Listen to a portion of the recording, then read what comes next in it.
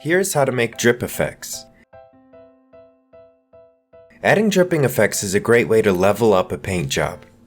There are many applications such as drool, blood, or plague, to name a few.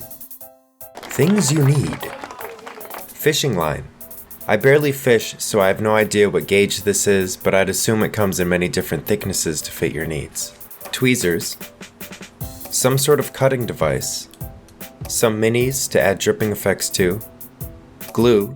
I use the Gorilla variety. Vallejo still water and water effects. And some paints. First off, before you cut, dry fit some fishing line onto your mini. It's good to get a rough idea of what you want to do or how short you need to cut. Then cut the line to size. It's helpful to hold the end of the line you're cutting off so it doesn't fly off and get lost. Add some glue to one end of the fishing line and do your best to put it in place.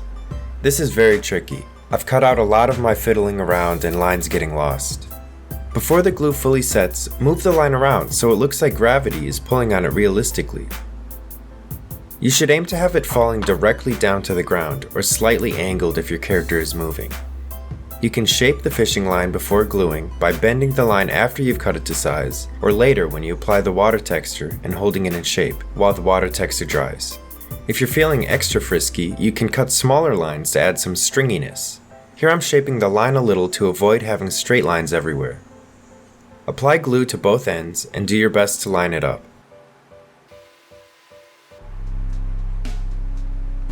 Once that dries, take some Vallejo still water and lightly run some along the fishing lines. You can pour some into a little disposable cup and use a toothpick to apply it, or do what I did and just squeeze the bottle a tad and touch the line.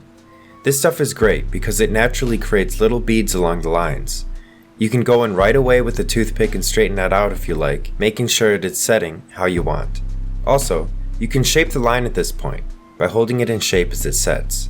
Finally, I take some Vallejo water texture and add that to the line. I generally mix in some color before applying the texture.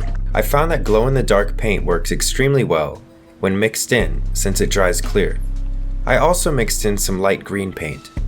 I went a little heavy with the paint, but if you want it to dry more transparent, then either add less or use a transparent paint like contrast paint or inks, or paint it after it dries. The water texture sort of goes on like frosting, so you can shape it however you want. Also, I've seen people add little glass beads at this step to make bubbles. If you used a brush to apply all this, make sure to clean it well. Let all that dry, do any final painting you want, and you're done. This is such a fun thing to do, and it adds so much to the mini. If you found this at all helpful, feel free to like and subscribe. Leave any questions or feedback in the comments below. Alright, bye-bye!